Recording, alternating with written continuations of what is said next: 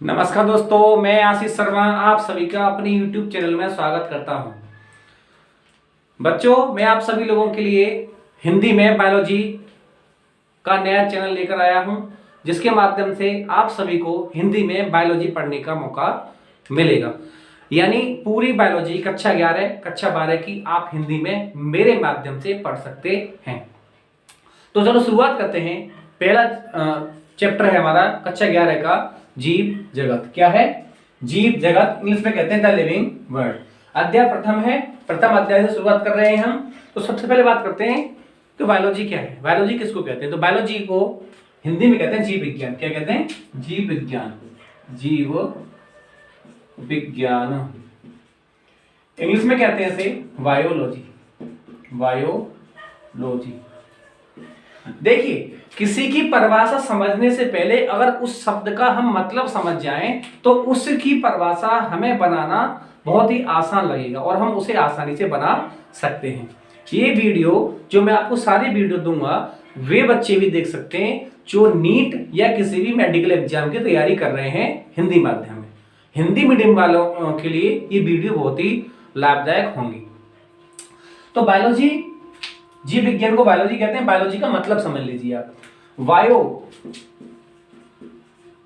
इसका मतलब होता है, बायो का मतलब होता है लाइफ यानी जीवन। क्या होता है? इसको बायोलॉजी शब्द को तोड़ के देखो तो बायोस प्लस लॉगस में टूटता है। दूसरा मतलब है लॉगस, इसका मतलब होता है स्टडी। क्या होती है? स्टडी यानी अध्ययन करना या अध्ययन कह सकते हैं आप।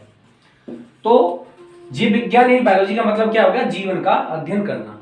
ये बायोलॉजी शब्द के अनुसार है, लेकिन इसकी पूरी परिभाषा क्या होगी ये मैं आप लोगों को लिखवा दे रहा हूं, समझ दे रहा हूं। ठीक है, देख लीजिएगा।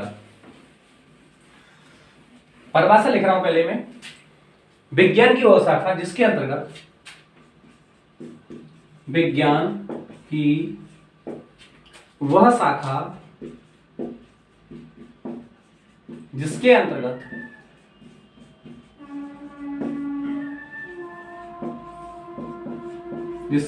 अंतर्गत सभी जीवधारियों या संसार के सभी जीवधारियों,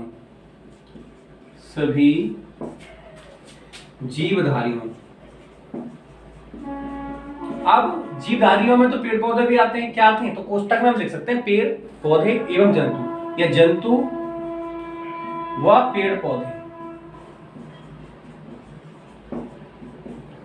का अध्ययन किया जाता है। अध्ययन किया जाता है, जीव विज्ञान कहलाती है। जीव विज्ञान कहलाती है। तो मेरे साथ आप सभी बच्चे लिखते जाएंगे। जीव विज्ञान हेडिंग डालेंगे, उसके बाद लिखेंगे विज्ञान की वह शाखा जिसके अंतर्गत सभी जीवधारियों अर्थात जंतु और पेड़ पौधों का अध्ययन किया जाता है, जीव विज्ञान कहलाती है।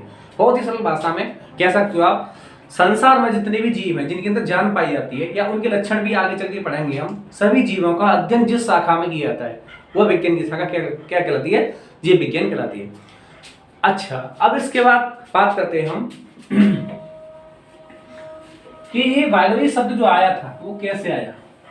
तो मैंने बताया था बायो प्लस लॉगस में जब तोड़ते हैं तो इसका अर्थ निकल के आता है जीवन का अध्ययन। लेकिन ये बायोलॉजी शब्द जो दिया था वो एक वैज्ञानिक थे जिनका नाम था लेमार्क और ट्रेवेरनस, दो वैज्ञानिक थे जो शब्द दिया था। ये जो बायोलॉजी शब्द दिया है वो दिया था लेमार्क ने। किसने दिया था? लेमार्क ने। हुआ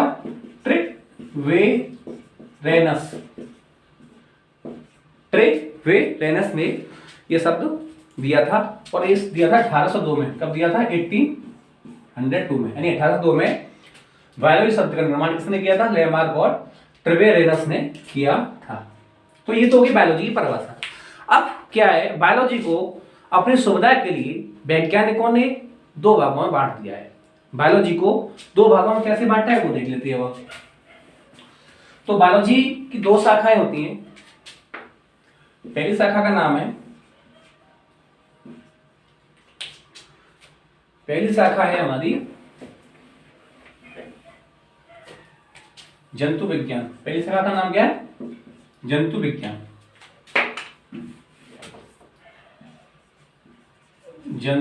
सॉरी चल नहीं रहा, एक मिनट रुक जाइएगा, मैं अभी इसे थोड़ा साफ कर लूंगा तो शायद चलने लगेगा ये, ठीक है ना।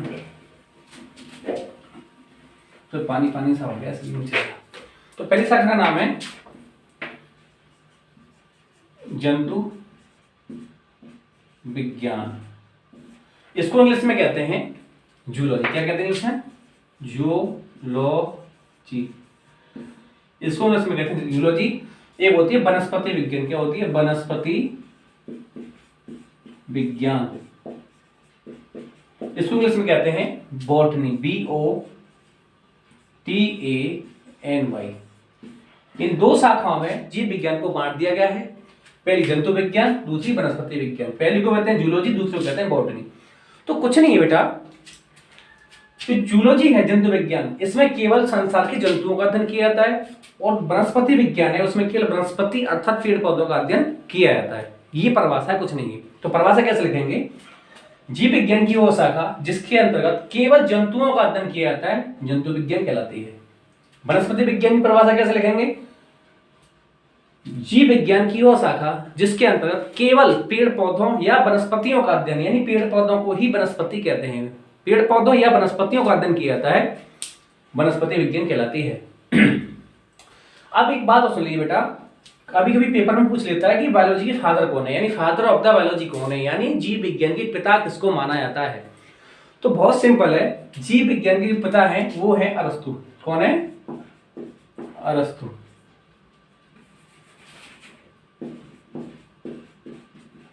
अरस्तु को कहते हैं फादर ऑफ बायोलॉजी, यानी ये इनके पिता हैं। किसके पिता हैं? बायोलॉजी के। और एक चीज ध्यान रखना बेटा, जंतु विज्ञान के भी पिता अरस्तु हैं। इनके भी पिता कौन है? अरस्तु है। कौन है? अरस्तु।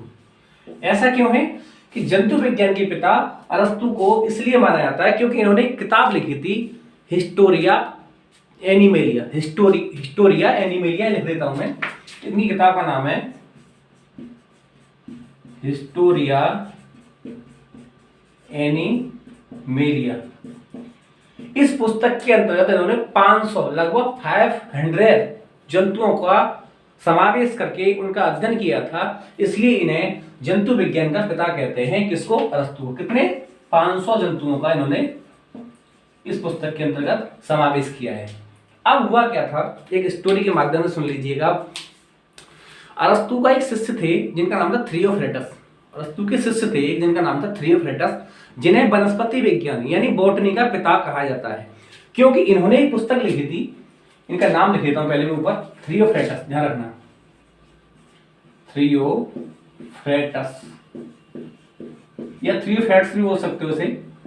तो फादर ऑफ बॉटनी यानी वनस्पति विज्ञान का पिता थ्रियोफ्रेटस को माना था, क्योंकि इन्होंने एक किताब लिखी थी जिसका नाम था हिस्टोरिया प्लांटेरम। हिस्टोरिया, इनकी किताब का नाम था थ्रियोफ्रेटस की जो किताब थी उसका नाम था हिस्टोरिया प्लांटेरम, जिसमें इन्होंने 500 पेड़ पौधों का अध्ययन करके उसमें समावेश किया था, इसलिए इन्हें फादर ऑफ द बॉटनी कहा जाता है। आपके समझ में आ गई? फादर ऑफ द बायोलॉजी यानी जीव विज्ञान का पिता किसे मानते हैं? अरस्तु को मानते हैं, और अरस्तु को ही जंतु विज्ञान का पिता मानते हैं। लेकिन इनके शिष्य थे कौन? थ्रियोफ्रेटस, जिनको वनस्पति विज्ञान का जनक कहा जाता है। तो ये थी बेटा छोटी सी स्टोरी, यानी आप इंट्रोडक्शन कह सकते हैं बायोलॉजी के विषय में। हालांकि चीजें तो बहुत सारी हैं, धीरे धीरे आप कक्षाएं पढ़ेंगे, आगे धीरे धीरे कक्षाएं पढ़ेंगे तो आपको समझ में आता जाएगा। ठीक है बेटा, अब ये आपने यहां तक पढ़ लिया। अब शुरुआत करते हैं हम अध्याय की जीव जगत। किसकी शुरुआत करते हैं? जीव जगत अध्याय को हम शुरू करते हैं। तो देखिएगा,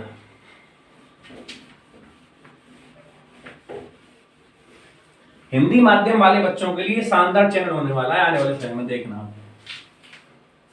क्योंकि मैं हिंदी में बहुत ज्यादा मेहनत करना चाहता हूं, क्योंकि मैंने देखा है बच्चों की सबसे बड़ी समस्या बनी हुई है कि हिंदी में कोई नहीं पढ़ाता। इंग्लिश में बहुत सारे लोग यूट्यूब पे आपको पढ़ाने के लिए मिल जाएंगे, लेकिन हिंदी में शायद बहुत कम लोग ऐसे हैं जो हिंदी में आपको बायोलॉजी पढ़ा रहे होंगे।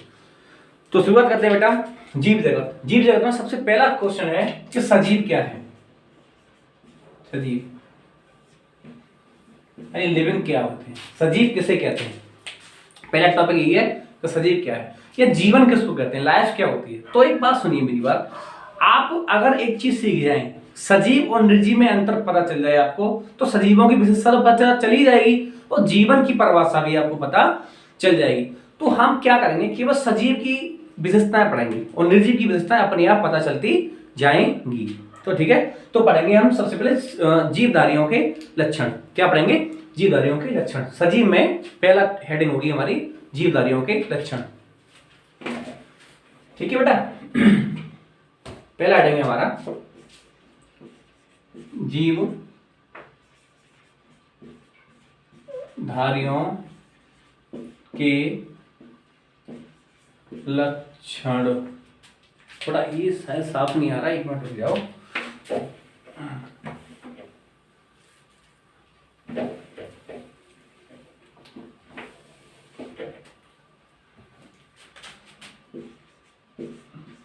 जीव धारियों के लक्षण। ठीक है, जीवधारियों के लक्षण। एक सेकंड आप रुक जाइए, वीडियो पोस्ट कर रहा हूं मैं।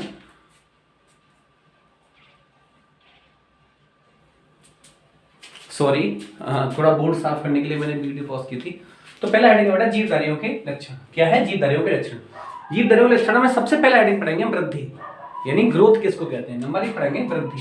क्या पढ़ेंगे, वृद्धि, ग्रोथ बोलते हैं उसे। तो देखिए सजीवों में वृद्धि होती है, आप सभी जानते हो। जैसे हम छोटे होंगे, जब पैदा हुए होंगे तो बड़े हो गए, अब और बड़े हो जाएंगे तो हमारे अंदर वृद्धि हो रही है। ऐसे पेड़ पौधों में भी आपने देखा होगा कि वो वृद्धि करते हैं। तो वृद्धि कई प्रकार की होती है, जैसे संख्या में वृद्धि होना, भार में वृद्धि होना, संख्या में, भार में और आकार में वृद्धि होना। ये 3 तरीके से वृद्धि हो सकती है। आकार बढ़ सकता है किसी चीज का, संख्या बढ़ सकती है इस चीज की, और उसकी लंबाई में वृद्धि हो सकती है। सजीवों में ये सारी वृद्धियां कोश का विभाजन के माध्यम से होती हैं। कोश का विभाजन समझ लो, सेल का डेवलप होना, यानी हमारी कोशिका होती है, कोश का 2 से 4, 4 से 8 कोशिकाएं बनती आती हैं। इस प्रकार से कोश का जब विभाजन होता है तो उसमें किसी भी जीव में वृद्धि होने लगती है।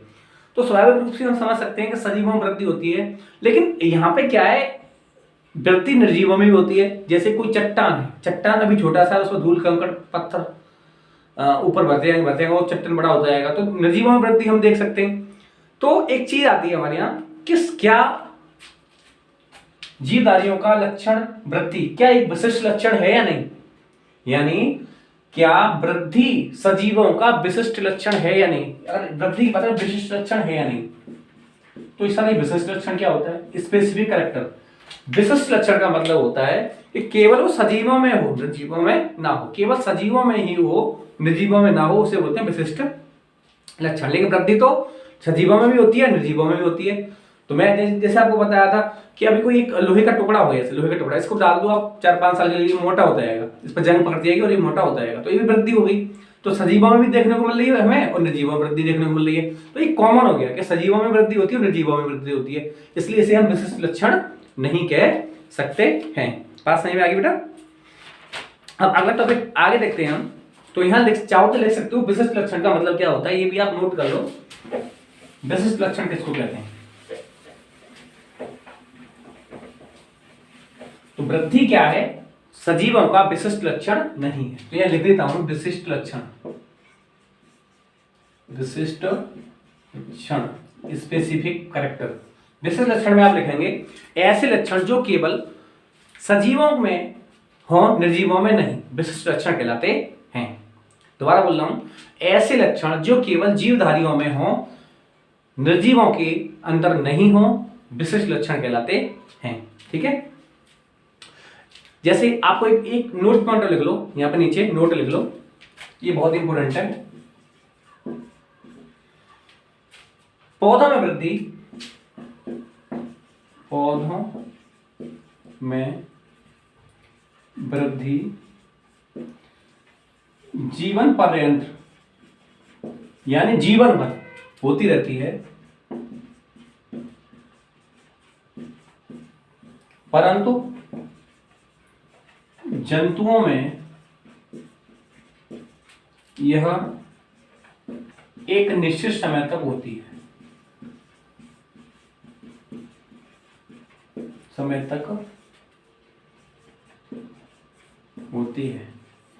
यानी पेड़ पौधों, एक सवाल आया अभी, कई बार पूछा गया है कि पेड़ पौधों में वृद्धि कब तक होती है। तो पेड़ पौधों में जब तक पेड़ बूढ़ा होता जाएगा, सालों तक, जब तक वो उसका अंतिम समय आएगा, जब तक वृद्धि करता रहता है। लेकिन जंतुओं में ऐसा नहीं होता।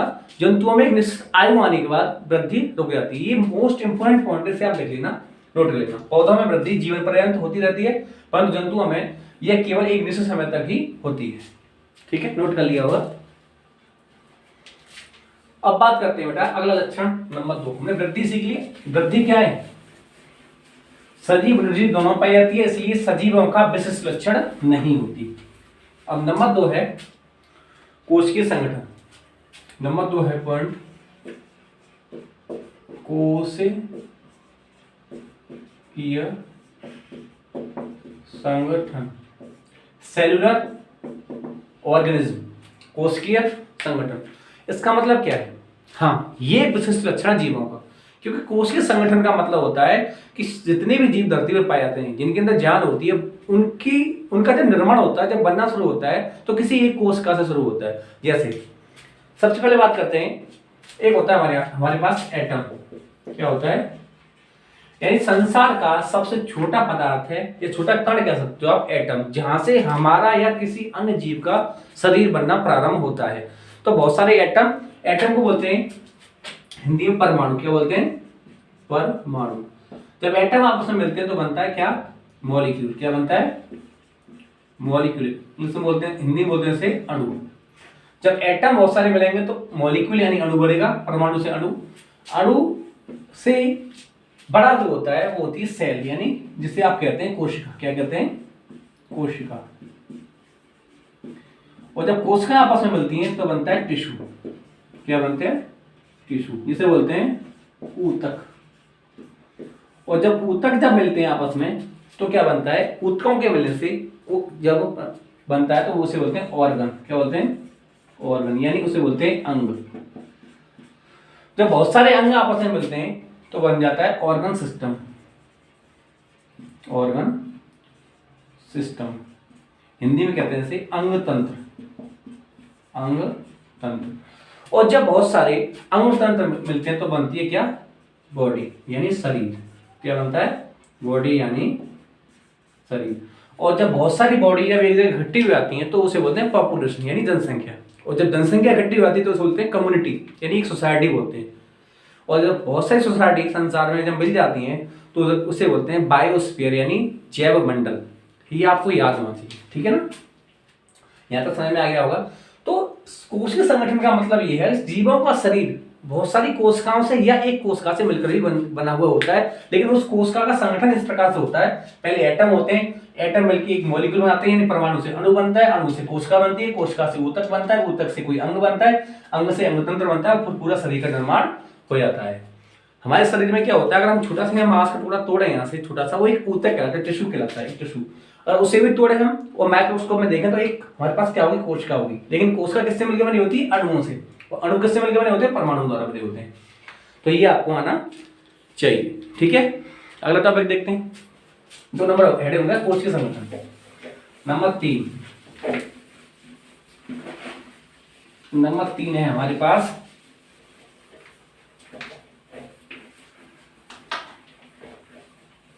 जनन। नंबर 3 है हमारे पास सजीवों का लक्षण है जनन, इंग्लिश में बोलते हैं रिप्रोडक्शन। ये तीसरा हेडिंग है सजीवों का लक्षण, यानी जनन। क्या जनन विशिष्ट लक्षण है? हेडिंग हुई आ गई लौट के।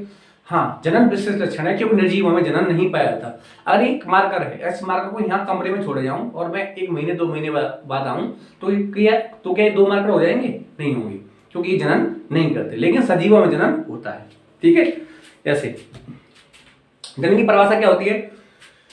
जीवधारियों का ऐसा लक्षण जिसके द्वारा जीव अपने जैसी संतान पैदा कर सकते हैं, यह प्रक्रिया जनन कहलाती है।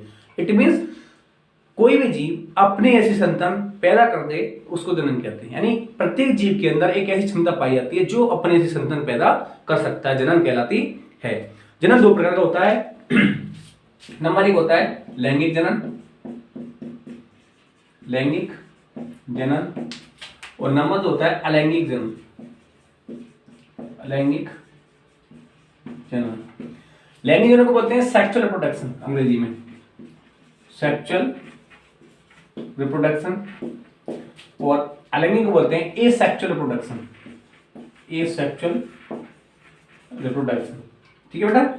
लैंगिक जनन में क्या होता है कि एक नर और एक मादा आपस में मिलते हैं और एक जायगोट का निर्माण करते हैं, उससे नए जीव का निर्माण होता है। लेकिन अलैंगिक जनन में ऐसा नहीं होता, उसमें अलग अलग नर मादा नहीं होते, उसमें एक ही जीव से भिन्न भिन्न प्रकार के जीव बनकर तैयार हो जाते हैं। जैसे अमीबा आपने देखा होगा, एक अमीबा क्या करता है, यहाँ से टूट के अपना खंडन करके नई अमीबा बना देता है। या तुमने बहुत सारे पेड़ पौधों में देखा होगा, किसी जड़ लगा दें तो नया जीव बन जाता है। गन्ने को काट दें, गन्ना तुमने देखा होगा तो बहुत सारे गन्ने फूट फूट के उसमें से आ जाते हैं, क्योंकि वो अलैंगिक जनन की प्रक्रिया है। लेकिन लैंगिक जनन में ऐसा नहीं होता। लैंगिक जनन जब भी होगा जब एक मेल और एक फीमेल यानी एक नर और मादा आपस में शुक्राणु या अंडाणु, ह्यूमन में आप देख सकते हो, या जो भी युग्मक होते हैं, नर युग्मक और मादा युग्मक जब आपस में मिलते हैं तो जायगोट का निर्माण होता है और नए जीव का निर्माण प्रारंभ हो जाता है।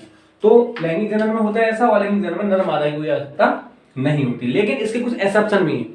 यानी अगर आप देखो खच्चर, आपने देखा खच्चर में कोई जनन नहीं होता, खच्चर कोई बच्चे पैदा नहीं कर सकती। एक होती है वर्कर मधुमक्खियां, जो आपने देखा हो, जो मधुमक्खियां घूमती हैं, रस चूसती रहती हैं, जो हमें काट भी जाती हैं, वो कभी बच्चे पैदा नहीं कर सकती। और एक होता है स्ट्रल मानव, यानी जो बंद प्राणी होते हैं नर मादा, जो कभी बच्चे पैदा नहीं कर सकते। उनके एक्सेप्शन है, यानी अपवाद है वो, तो उन्हें भी हमें ध्यान में रखना होगा। तो जन्म का मतलब आपके समझ में आ गया होगा। जन्म क्या है, एक सजीवों का लक्षण है। ठीक है। अगला टॉपिक देखते हैं हम, ये बेटा इंपोर्टेंट है।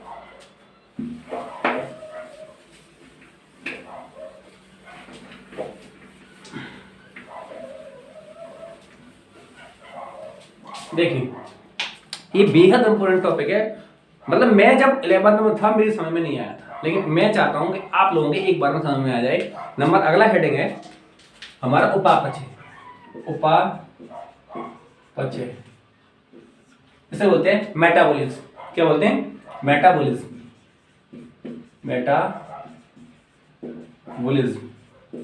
नहीं, उपापचय क्रियाएं, मेटाबॉलिज्म रिएक्शंस क्या होती है हमारे शरीर में। ऐसी रिएक्शन सभी के में होती हैं। तो उपापचय क्रिया क्या कहलाती हैं, मेटाबॉलिज्म रिएक्शन क्या कहलाती हैं, इसके बारे में हम चर्चा करेंगे। और यह सजीवों का, यानी जिनके अंदर जान होती है, इनका विशिष्ट लक्षण है। निर्जीवों में ये क्रिया नहीं होती हैं। आप लैब में करा सकते हो, लेकिन वो मेटाबॉलिज्म रिएक्शंस नहीं कहलाएंगी, उपापचय क्रिया नहीं कहलाएंगी। तो क्या होती है, हमारे शरीर में होने वाली सभी रासायनिक अभिक्रियाओं को हम उपापचय क्रियाएं कहते हैं। आप चाहो तो इसकी डेफिनेशन लिख लो। देखो, हमारे शरीर में होने वाली सभी रासायनिक क्रियाएं जैव रासायनिक क्रियाएं या उपापचय क्रियाएं कहलाती हैं। उपापचय क्रियाएं दो प्रकार की होती हैं। पहली है नंबर 1, पहली है उपचयी क्रियाएं, उपचयी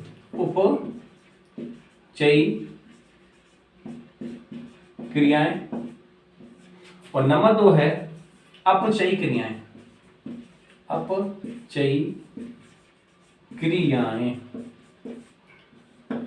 पहली वाली को बोलते हैं anabolic reaction, anabolic reaction,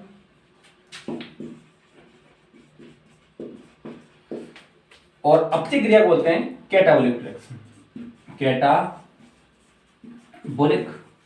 reaction. ठीक है बेटा। एनाबॉलिक और कैटाबॉलिक, यानी मेटाबॉलिक रिएक्शन दो प्रकार की होती हैं, एनाबॉलिक और कैटाबॉलिक। ये क्या होती है? तो देखो, एनाबॉलिक जो होती है पहली वाली रिएक्शन, उसमें क्या होता है, इसमें सरल अणुओं के आपस में मिलने से एक बड़े अणु का निर्माण होता है, और इस अभिक्रिया को एनाबॉलिक रिएक्शन कहते हैं। जैसे प्रकाश संश्लेषण की क्रिया, जो पेड़ पौधों में प्रकाश संश्लेषण की अभिक्रिया होती है, उसे हम एनाबॉलिक रिएक्शन कहते हैं, क्योंकि उसमें सरल अणु आपस में मिलते हैं और एक जटिल अणु का निर्माण होता है। कैसे होता है ये आप देख लेते हैं नीचे। तो पहले ये वाली साफ करते हैं, नीचे वाली, पहले ये वाली देख लेते हैं। तो इसका एक उदाहरण है, सरल अणुओं से जटिल अणुओं का निर्माण होना अपचयी क्रियाएं कहलाती हैं। जैसे प्रकाश संश्लेषण, उदाहरण में क्या लिखेंगे हम एग्जाम्पल में, प्रकाश संश्लेषण, प्रकाश संश्लेषण, इंग्लिश में कहते हैं फोटोसिंथेसिस। क्या कहते हैं? फोटोसिंथेसिस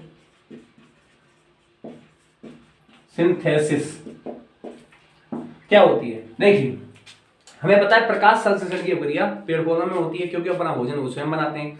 तो पेड़ पौधे क्या करते हैं?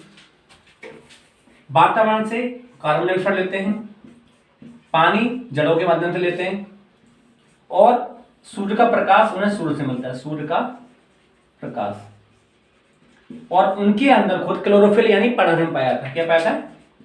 पर्णहरिम पाया जाता है, और वो C6H12O6 यानी जिसे हम कार्बोहाइड्रेट कहते हैं, इनका भोजन है, बनाते हैं, और बहुत मात्रा में ऑक्सीजन का निर्माण करते हैं। बहुत ज्यादा मात्रा में क्या करते हैं? वो ऑक्सीजन का निर्माण कर देते हैं।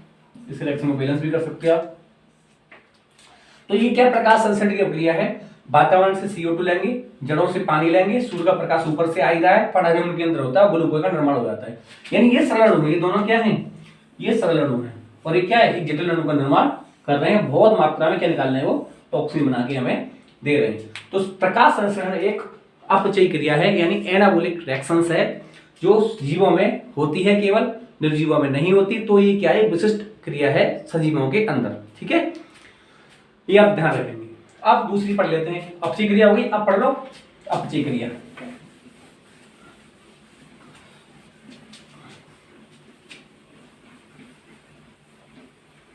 देखिए बेटा, अगली है अपचयी क्रिया।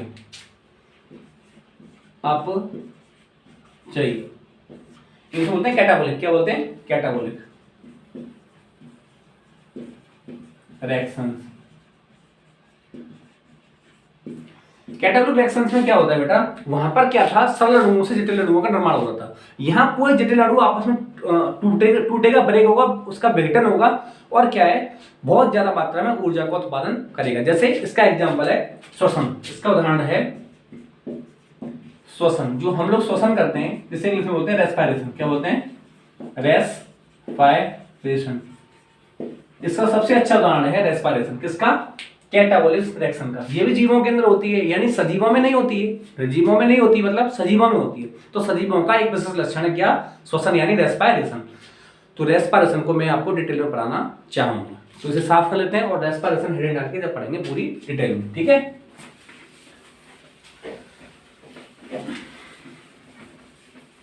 देखिए बेटा, हेडिंग है हमारा श्वसन, इंग्लिश में बोलते हैं रेस्पिरेशन। रेस्पिरेशन होता क्या है? श्वसन को लोग समझते हैं सांस लेने से, नहीं। श्वसन का मतलब होता है कि हमारी कोशिका में एक क्रिया होती है, माइटोकॉन्ड्रिया के अंदर यानी सेल के अंदर एक क्रिया होती है, जिसे हम श्वसन कहते हैं।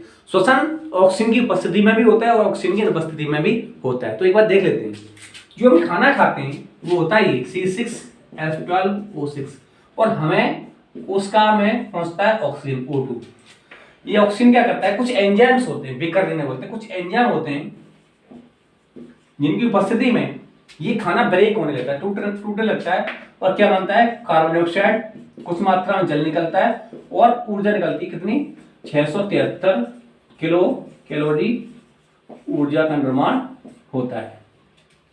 ये रिएक्शन हमारे शरीर के अंदर कोशिका में संपन्न होती है, यानी आप इसे बैलेंस कर सकते हो। सॉरी, यहां से दोबारा लिखूंगा इसको। लेकिन ये रिएक्शन ऑक्सीजन की प्रेजेंस में हो रही है, आप देख रहे हो, ये प्रक्रिया किसमें हो रही है? ऑक्सीजन की प्रेजेंट हो रही है, तो इसे हम बैलेंस कर लेंगे ऐसे 6 चला के। तो ये क्या है? ये जो खाना हमने खाया, कार्बोहाइड्रेट खाया, ये ऑक्सीजन की प्रेजेंट में हमारी कोशिका के अंदर टूट रहा है, और बहुत मात्रा में क्या दे रहा है? ऊर्जा दे रहा है। तो ऑक्सीजन की उपस्थिति में हो रहा है वाला रिएक्शन। तो होता क्या है?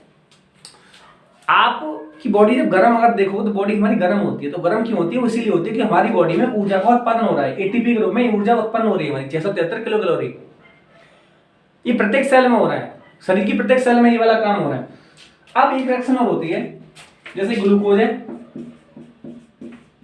और ये बिना ऑक्सीजन के ही लैक्टिक एसिड में टूट जाता है। किसमें टूट जाता है? लैक्टिक अम्ल में, और केवल 28 किलो कैलोरी ऊर्जा ही बनाता है। सर ये क्या है? तो देखो मेरी बात सुनो बेटा, रेस्पिरेशन दो प्रकार का होता है, एक होता है वायवीय श्वसन और एक होता है अवायवीय श्वसन, यानी एरोबिक रेस्पिरेशन और एक होता है एनएरोबिक रेस्पिरेशन। तो एरोबिक का मतलब होता है जो ऑक्सीजन की प्रेजेंट में हो, और अवायवीय का मतलब क्या होता है जिसमें ऑक्सीजन ना हो। तो ऐसा कहाँ होता है, तो देखिए जब आप दौड़ लगाते हो या जिम करते हो, कोई या हैवी काम करते हो, तो आपकी सांस फूलने लगती है, क्योंकि हमारी कोशिका को बहुत ज्यादा ऑक्सीजन की आवश्यकता होती है, क्योंकि ऑक्सीजन की प्रेजेंट में खाना टूटेगा, कार्बन टूटेगा और हमें ऊर्जा मिलेगी। जब ऊर्जा की बहुत ज्यादा आवश्यकता होती है हमें, तो क्या होता है हमारी कोशिका में ऑक्सीजन की कमी हो जाती है, तो हम शरीर क्या करने लगता है, बिना ऑक्सीजन की ये वाली रिएक्शन होने लगती है और हमारी कोशिका में लैक्टिक अम्ल बनने लगता है। ऊर्जा बनती है लेकिन कम बनती है, कितनी बनती है 28 किलो कैलोरी केवल ऊर्जा बनती है। तो ये वाली ऊपर वाली जो रिएक्शन है इसको बोलते हैं वायवीय श्वसन। क्या बोलते हैं, वायवीय श्वसन, यानी एरोबिक रेस्पिरेशन। एरोबिक रेस्पिरेशन यानी ये किसमें हो रहा है, ये ऑक्सीजन की प्रेजेंट में हो रहा है, किसमें हो रहा है, ऑक्सीजन की प्रेजेंट में हो रहा है। लेकिन जिस जो क्रिया ऑक्सीजन की प्रेजेंट में नहीं होती है उसे बोलते हैं अवायवीय श्वसन। क्या बोलते हैं, अवायवीय श्वसन। इंग्लिश में बोलते हैं एनएरोबिक रेस्पिरेशन। एनएरोबिक रेस्पिरेशन, ठीक है बेटा। ध्यान रखना, आप जब कहीं दौड़ लगा के आते हो या पैर चल के आते हो तो आपकी मांसपेशियां तो दुखती हैं, दुखन होने लगती है। इसका मतलब यह है कि उस जगह पे अवायवीय श्वसन हुआ है और लैक्टिक एसिड का निर्माण हुआ है। लैक्टिक एसिड जमा होने की वजह से हमारी मांसपेशियां दुखती हैं, क्योंकि वहां पे ऑक्सीजन की कमी हो गई थी और हमारी कोशिकाओं ने अवायवीय श्वसन करना प्रारंभ कर दिया था, जहां पे लैक्टिक एसिड इकट्ठा हो गया था। तो लैक्टिक एसिड का फॉर्मूला भी लिख लो आप, इसको ड्रॉ कैसे करते हैं, CH3 CHOH COOH, ये बेटा लैक्टिक एसिड का फॉर्मूला है, इसे आप याद रखेंगे, इस रूप में इसे लिख सकते हैं। और अवायवीय श्वसन ऐसा नहीं हमारी बॉडी में होता है, कुछ जीवाणुओं में भी होता है अवायवीय श्वसन, लेकिन वहां पे लैक्टिक एसिड नहीं बनता, वहां पे बनता है एथिल अल्कोहल। तो यहां लिख सकते हो इस जगह पे क्या बनता है, एथिल अल्कोहल, यानी C2H5OH बनता है। ये केवल बैक्टीरिया और कुछ जीव होते हैं जिनके अंदर ये वाली रिएक्शन होती है। तो श्वसन आपके समझ में आ गया। श्वसन भी एक क्या है, एक विशिष्ट लक्षण है सजीवों का, केवल सजीवों में ही केवल श्वसन की क्रिया होती है। तो आपके समझ में आ गया होगा। वायवीय श्वसन क्या होता है, जो ऑक्सीजन की प्रेजेंट में होता है। अवायवीय श्वसन क्या होता है, जो ऑक्सीजन के बिना होता है, जिसमें कम ऊर्जा उत्पादित होती है। लेकिन वायवीय श्वसन जो होता है जिसमें ऑक्सीजन की प्रेजेंट होती है, वहां पे 673 किलो कैलोरी ऊर्जा का निर्माण होता है। बेटा लक्षण तो अभी और भी हैं जो अगली वीडियो में आपको कराऊंगा, क्योंकि वीडियो बहुत लंबी हो जाएगी, ठीक है ना। अभी इस वीडियो को समझिएगा, पहली वीडियो है, शायद हो सकता है अच्छी क्वालिटी ना दे पाया हूं, उसके लिए क्षमा प्रार्थी हूं मैं, लेकिन कोशिश करूंगा आपको अच्छा मटेरियल, और हाँ मैं आपको हैंड रिटन नोट्स भी प्रोवाइड कराऊंगा, वो भी बिल्कुल फ्री में, ठीक है। तो आप वीडियो को देखते रहिए, अच्छा लगे तो कमेंट कीजिएगा। और हाँ कुछ कमियां हो सकती हैं मुझ में पढ़ाने में, शायद मैं जल्दी बोलता हूँ या मेरी क्वालिटी अच्छी ना हो, तो आप कमेंट बॉक्स में जरूर बताएं और मैं उन्हें 101% सुधारने की कोशिश करूंगा। थैंक यू सो मच, आपका आशीष शर्मा, बाय बाय।